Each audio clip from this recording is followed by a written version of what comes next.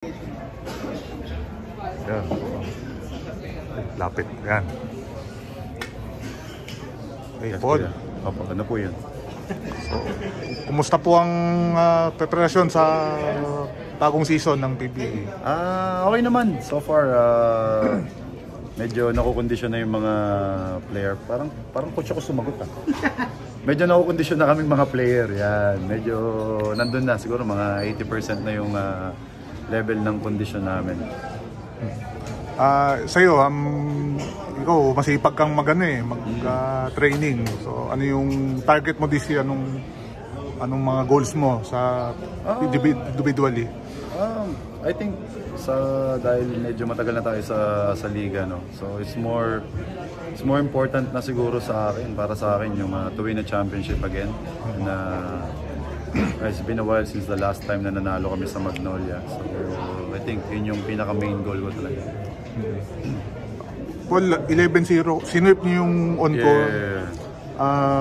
Malaking expectation sa inyo, kumpiyansa nyo mataas, pero siyempre parang may kayo sa likod, target. So anong approach nyo dun? Alam naman natin yung PBA on tour, hindi naman lahat ng team nung time na yun kompleto talaga or naglalaro yung mga key players nila.